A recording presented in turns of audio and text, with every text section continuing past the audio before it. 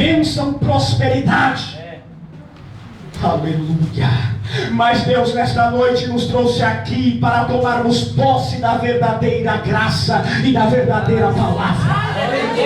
Queridos, não se iludam com as coisas desta terra. Jesus disse: o meu reino não é comida e nem bebida, mas é alegria, gozo e paz do Espírito. Mas existem pessoas que entram na igreja só em busca da promoção pessoal, em busca das realizações humanas e terrenas. É verdade.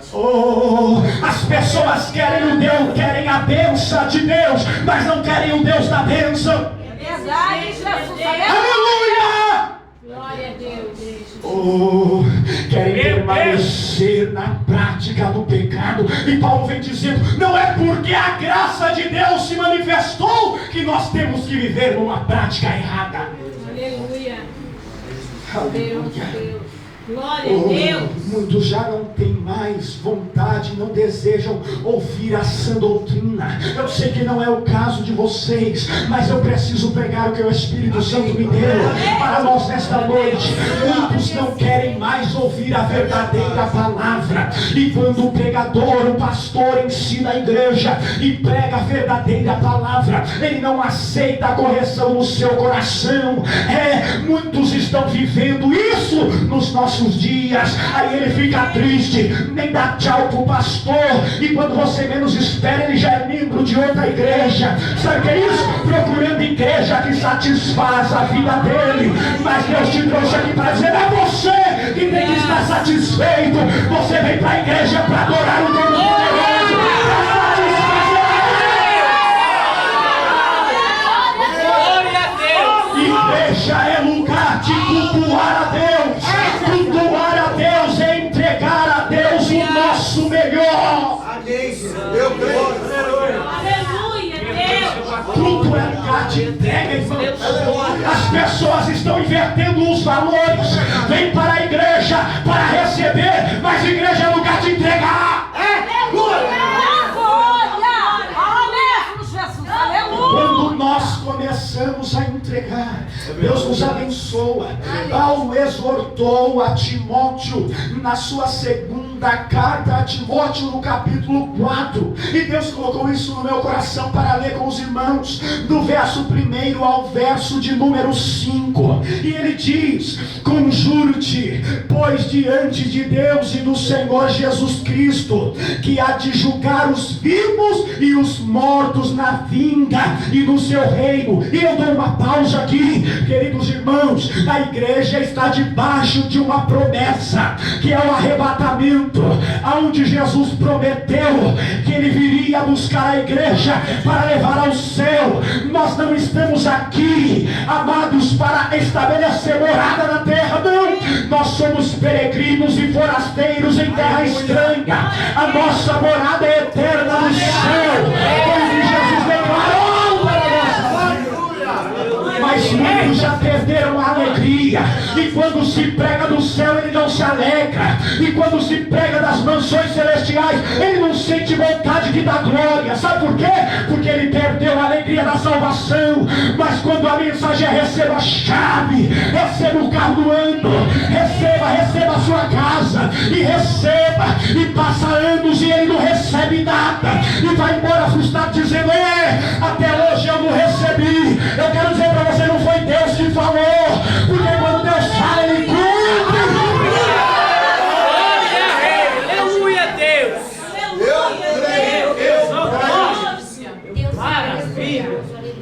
Graças a Deus. Alguns não querem mais ouvir a sã doutrina. E repetindo o versículo 1: conjuro-te, pois, diante de Deus e do Senhor Jesus Cristo, que há de julgar os vivos e os mortos na vinda e no seu reino, que pregueis a palavra, instes a tempo e fora de tempo, redarguais, repreendas, exorta com toda longanimidade e doutrina, porque virá tempo em que não sofrerão a sã doutrina, doutrina, mas tendo comichão nos ouvidos, amontoarão para si doutores conforme as suas próprias concupiscências. A palavra concupiscência significa desejos. Amontoarão para si doutores conforme os seus próprios desejos, e desviarão os ouvidos da verdade, voltando a fábulas, a historinhas. Mas aí ele termina dizendo: mas tu, Timóteo, sê sobre em tudo, sofre as aflições, faz a obra de um evangelista e cumpre o seu ministério. Deus não nos chamou para iludir ninguém, Deus nos chamou para pregar a sua doutrina, a verdadeira palavra que leva o homem para o céu. Eita! Eu creio. Aleluia! Aleluia, Deus. Queridos irmãos, nós estamos vivendo esta época. Eu estou preocupado. Hoje está sendo filmado isso daqui. Eu preciso tomar cuidado com o que eu vou falar. Hoje tem igreja para tudo e para todos. Eu convivo hoje no meu ambiente de trabalho com pessoas que vivem praticando. Homem deixa o costume de homem e vive com homem. Deu para entender, né? E mulher que deixa o costume de mulher para viver com mulher. E aí chega e fala: hoje eu fui para o culto, eu fui para a igreja e o pastor lá pregou, e o que importa é a graça. Deus é amor, Deus me ama do jeito que eu sou, Deus não faz assim. Eles pegam texto isolado da palavra para justificar os seus pecados e falam assim: Deus é amor, Deus ama o pecador, é verdade, mas Deus abomina o pecado. Deus não aceita. Ele disse que nos últimos dias isso iria acontecer, e nós como igreja não podemos aceitar viver no pecado.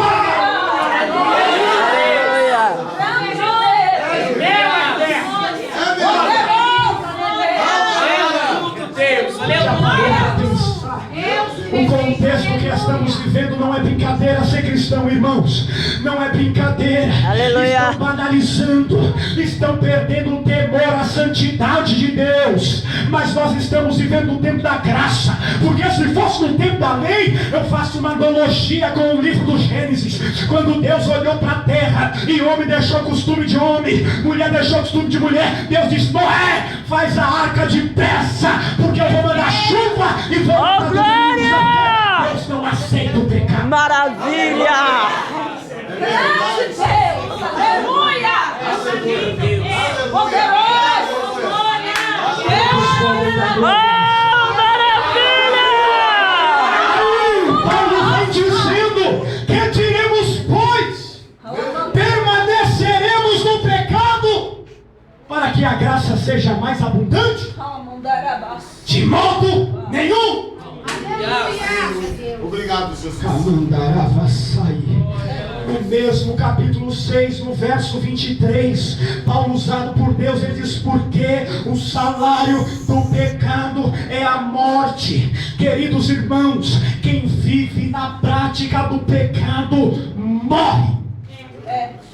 A Bíblia fala de 3 tipos de morte. Tem dentro da Bíblia Sagrada 3 tipos de morte. Não vou entrar em detalhes. Primeiro, a morte física, a qual todos nós vamos passar por ela se não soar com o dedo. E o salmista disse que a vida do homem é de 70 anos na terra. O que passar vai até 80 pela robustez, mas o que passar disso é cansaço, é fadiga, é enfado. Por isso que Deus diz: jovens, buscai ao Senhor, lembrai do Senhor nos dias da sua mocidade, antes que estes maus dias cheguem. A velhice, aonde não tem mais força, aonde não tem mais alegria. O segundo tipo de vida que a Bíblia fala é a vida espiritual, é a vida de comunhão do homem com Deus, o que liga nós até Deus, o nosso espírito ao Espírito Santo que habita dentro de nós. Uma vida espiritual com Deus. O crente precisa gozar disso. O jovem precisa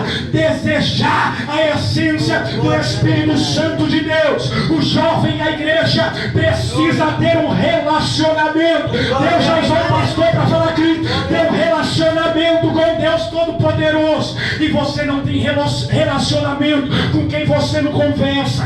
Você não conhece quem você não passa tempo com ele. Você não vai se tornar amigo de Deus do dia para a noite. Não! Para se tornar amigo leva tempo. Eu conheço muitos aqui, mas não tenho intimidade com todos. Por quê? Porque não conversamos todo dia, porque não se vemos todo dia. Mas aqueles que são mais chegados, nós temos maior intimidade, maior confiança. Por quê? Nós temos um relacionamento maior. E com Deus e o Espírito Santo é a mesma coisa. Para conhecer a Deus, precisa se relacionar com Ele. Como? Através da oração, através do jejum, através da leitura da palavra. Aí você vai se relacionando com Deus, vai conhecendo mais a Deus e começa a ter uma vida espiritual. Mas o mais importante de todas as eras, não descartando a importância de todas, que todas se completam em uma só, e é a vida eterna. É para onde estamos caminhando. E a Bíblia diz que o salário do pecado é a morte. O problema é viver na prática do pecado. Deus não aceita isso. E nós temos que examinar a nós mesmos, parar e pensar como é que nós estamos vivendo. Ou será que agradamos ao Espírito no nosso agir, na nossa maneira de falar? Porque quando uma pessoa vive na prática do pecado, ela se afasta de Deus, ela morre, ela não sente mais alegria de vir à igreja, ela vem para a igreja, mas não ouve a voz de Deus. A Bíblia fala de um sacerdote, meu irmão, que viveu com seus filhos na prática do pecado. E eu vou falar rapidinho dele para você. É o sacerdote Eli, no livro de 1 Samuel, quando Ana concebe o seu filho Samuel, a qual ela orou, a qual ela chorou, e ela entregou no templo do sacerdote Eli. A Bíblia diz que Ofni e Finéias eram filhos do sacerdote e viviam na prática do pecado. E quem vive na prática do pecado, a presença de Deus vai embora, ele não tem mais a orientação do céu. A Bíblia diz que um deles tinha um garfo de 3 dentes e tocava na oferta que ia ser sacrificada a Deus antes de ser oferecida, e comia do melhor. E Deus, olhando do céu para a terra, reprovou a atitude do sacerdote, reprovou a atitude dos seus filhos. E Deus disse: eu preciso levantar uma pessoa que não vive na prática do pecado, uma pessoa que faz a diferença. E eu abro um parênteses para dizer: Deus nesta noite quer levantar jovens que não vivem no meio do pecado, jovens que querem viver a vontade de Deus. Deus precisa de pessoas que ouçam a sua voz. Glória a Deus. E Deus disse: eu não aceito. Reprovei o sacerdote Eli. E diz a Bíblia que agora na madrugada Deus vem e começa a chamar Samuel pelo seu nome. E você conhece a história. E ele vem até ele e diz: o Senhor me chamou, porque ele não conhecia ainda o Senhor. O menino Samuel estava crescendo, estava amadurecendo. E diz a Bíblia que quando ele vem na terceira vez, o sacerdote fala: volta a deitar-te. E quando ouvir a voz, diga: fala, Senhor, porque o teu servo ouve. Porque entendeu Eli que era o Senhor que estava chamando o menino. Sabe por quê? Porque quem vive na prática do pecado não ouve a voz de Deus. Quem vive debaixo do jugo do pecado morre, perde a salvação. E diz a Bíblia Sagrada que quando Israel saiu para a guerra contra os filisteus, diz a Bíblia que Ofni e Finéias foram mortos na guerra. A arca do Senhor, que simbolizava a presença de Deus, foi roubada, tomada e levada pelos filisteus. Sabe por quê? Quem vive no pecado, a presença de Deus vai embora, porque a presença de Deus é santa e ela não habita onde há pecado. Deus é santo e quero que os adorem em espírito. A presença foi embora. Voltaram e disseram: Eli, perdemos a guerra. Diz a Bíblia que ele caiu da cadeira para trás, quebrou o pescoço pescoço, morre ele também. A mulher de Finés, dando a luz, deu a luz a um filho e pôs o seu nome de Icabod, que significa sem glória. Foi embora a glória de Israel. Sabe por quê? Permaneceram no pecado. É isso que eu quero trazer. Nós não podemos permanecer no pecado para que a graça seja mais abundante. Isso não existe. Isso é mentira do diabo dizendo: não tem problema não você pecar, não tem problema não tomar uma cervejinha de vez em quando, não tem problema não ir pra balada de vez em quando, não tem problema não pecar um pouquinho de vez em quando. Ei rapaz, para de ser santarrão demais. Ei moça, para com essa besteira. Virgindade hoje é coisa do passado. Quem é do século 21 não tem mais. Isso é mentira do diabo. A santidade convém. Não tem ouvido. Alabacandarabas. Não aceite os convites do mundo. Não deixe roubarem o que Deus te deu.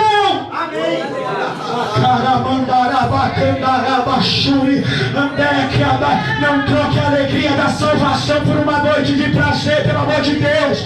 Não destrua a sua família por um cabra, por uma mulher que nunca te conheceu, de uma vida, por uma aventura amorosa. Não permaneça no pecado. Deus tem um melhor para nós. Aleluia. Eu creio. Meu Deus. A graça não nos deixa eu já ir para o final. A graça não nos deixa permanecer no pecado. E olha o que eu anotei aqui para falar para os irmãos. Quando somos alcançados pela graça e temos um verdadeiro encontro com Cristo, andamos em novidade de vida. Aleluia. Quando nós experimentamos o amor de Deus, não tem como viver na mesma vida que levávamos outrora. Se outra hora pecávamos, agora não pecamos mais. Amém, Deus. Se outra hora roubávamos, não roubamos mais. Se outra hora andávamos na mentira, agora não mentimos mais. Aleluia. Porque quando nós somos envolvidos na graça, no favor imerecido de Deus, nós andamos em novidade de vida. É Paulo que está dizendo à igreja, usando a palavra de sorte, irmão. Verso 4, que fomos sepultados com ele pelo batismo. O batismo da água é um símbolo do sepultamento, onde nós morremos para o mundo e nascemos para Deus. E ele está dizendo: se nós somos sepultados pelo batismo na morte de Jesus, para que com Cristo ressuscitarmos dos mortos pela glória do Pai, assim andemos nós também em novidade de vida. O crente precisa ser o sal da terra, o crente precisa ser a luz do mundo, o crente tem que andar em novidade de vida, precisa ser diferente. Foi Jesus quem disse para Nicodemos, não foi eu não, querido. Foi Jesus que chegou e disse: Nicodemos, para entrar no reino de Deus, precisa ter novidade de vida. Sabe o que ele diz? Precisa nascer de novo, precisa nascer da água e do Espírito, porque não pode entrar no reino de Deus. Nicodemos, sem entender, falou: como pode um homem voltar ao ventre da sua mãe sendo agora velho? Ele diz: não é disso, Nicodemos, que eu estou falando. Não é voltar para o ventre, mas é mudar de vida, é ser diferente, é andar como crente na face da terra, é ser como Eliseu. Passava na frente da casa da sunamita e ela dizia: aí vai um santo homem de Deus, só no andar, só no falar. E eu quero perguntar a você e a mim nesta noite: qual tem sido o nosso testemunho por onde passamos? Será que estamos andando em novidade de vida? Será que as pessoas olham para nós e vê Cristo em nós? Será que as pessoas olham para nós e vê o brilho do Espírito Santo no nosso rosto? Será que as pessoas olham para nós e vê uma verdadeira conversão? Porque conversão significa mudança de direção. Estávamos andando errante, estávamos andando para o inferno. Quando se convertemos, nós damos meia volta e começamos a subir em direção às mansões celestiais para encontrar Cristo. Aleluia. Eu estava preocupado com essa palavra, mas não estava. Aleluia. Aleluia. Louvado próprio apóstolo São Paulo, Aleluia. ele experimentou a graça de Deus. Atos 9, a vida dele foi mudada. E de perseguidor, ele passou a ser perseguido. Sabe por quê? Porque quando o crente encontra com Jesus, ele anda em novidade de vida.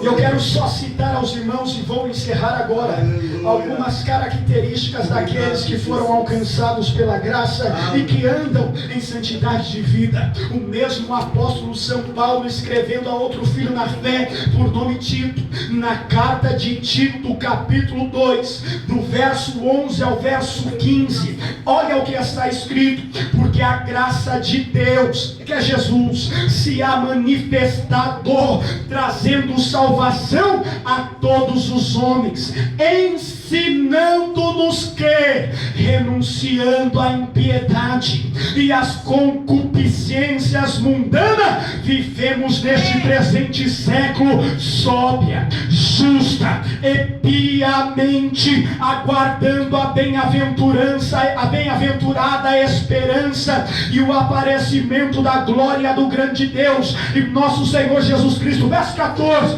o qual se deu a si mesmo por nós, para nos remir, nos justificar, nos remir de toda iniquidade e purificar para si um povo seu, especial, zeloso e de boas obras.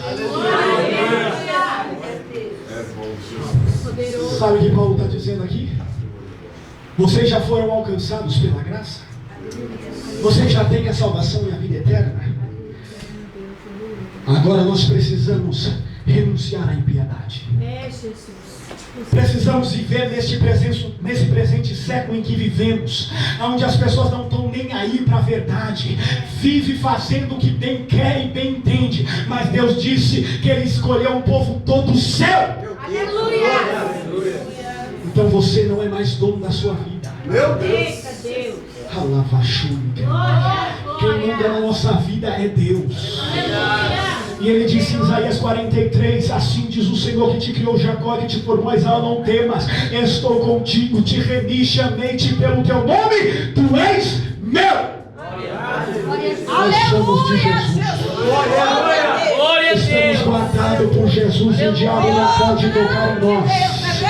Então nós precisamos viver nestes últimos dias como um povo zeloso, especial e de boas obras. E as nossas obras precisam glorificar o nome do Senhor, porque se nós andamos na graça, na verdade, e recebemos a salvação de Cristo, temos que ser diferentes.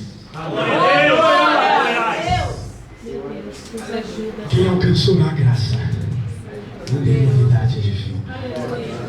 Aleluia.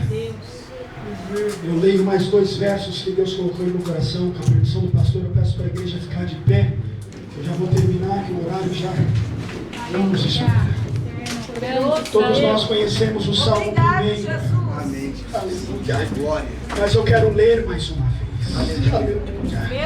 Verso 1 e verso 2 está escrito: bem-aventurado o varão que não anda segundo o conselho dos ímpios, nem se detém no caminho dos pecadores, nem se assenta na roda dos escarnecedores. Antes tem o seu prazer na lei do Senhor, e na sua lei medita de dia e de noite. Sabe o que é isso? É ele falando: muito felizes são aqueles que não permanecem no pecado. Muito felizes são aqueles que têm prazer na lei do Senhor. Aleluia! E na sua lei medita de dia e de noite. Queridos irmãos, e a conclusão desta mensagem está em Hebreus capítulo 12 e o verso de número 1, que diz: portanto, nós também, pois que estamos rodeados de uma tão grande nuvem de testemunhas, deixemos todo o embaraço e o pecado que tão de perto nos rodeia, e corramos com paciência a carreira que nos está proposta. E verso 2 para encerrar: olhando para Jesus, autor e consumador da fé, o qual pelo gozo que lhe estava proposto suportou a cruz, desprezando a afronta, e assentou-se à destra do trono de Deus. Todos que estamos aqui, estamos correndo uma carreira que nos está proposta, e esta carreira é chegar no céu, e para chegar no céu precisamos deixar todo embaraço, precisamos deixar todo o pecado, não podemos aceitar.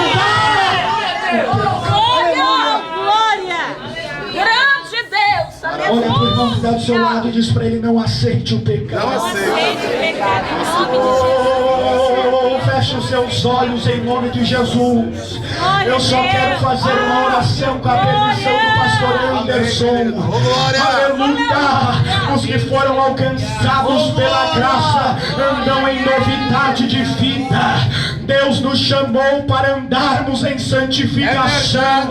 Permanecer no pecado não é de Deus. Até pecamos no dia a dia, é verdade, mas não aceitamos o pecado. Somos que nem Davi. Davi pecou, mas se humilhou. E quando o crente se humilha, ele alcança a misericórdia e perdão de Deus. E eu quero dizer, se você pecou esta semana, este mês, tem perdão de Deus aqui para você. E a palavra de Deus é: não permaneça nesta prática. Vai e não peques mais. Senhor Jesus, eterno Deus, eu quero levantar em oração com a amada igreja que aqui está. Quero agradecer ao Senhor pela palavra que o Senhor nos deu nesta noite, aonde diz que aqueles que foram alcançados pela graça andam em novidade de vida. Meu Deus, eu louvo ao Senhor pela vida desta mocidade, por esse tema tão importante, maravilhoso, aonde vem nos levar a uma santidade maior. E eu tenho certeza, é porque eles têm fome de Deus, é porque eles querem crescer no Espírito. Não aceitamos o pecado no nosso meio, não aceitamos, Senhor, o pecado no meio da nossa juventude. Em nome de Jesus, Satanás, pega seus dados, pega os seus pratos e sai do nosso meio em nome de Jesus. Ai, glória ao nome do Senhor Jesus Cristo. O inimigo não vai te tirar da igreja, o inimigo não vai destruir os seus sonhos, o inimigo não vai roubar a sua santidade, o inimigo não vai roubar o que Deus te deu. Eu quero, Jesus, aleluia! Glória! Quantos podem dizer amém? Obrigado, amém! Santo Deus abençoe o pastor Anderson. Obrigado, Jesus! Obrigado a toda essa mocidade, que o Espírito Santo possa falar melhor em cada coração. E que nós possamos a cada dia crescer na graça e no conhecimento de Deus. E não aceitarmos o pecado na nossa vida, mas andarmos em direção à eternidade. É para lá que estamos. Obrigado, pastor Anderson.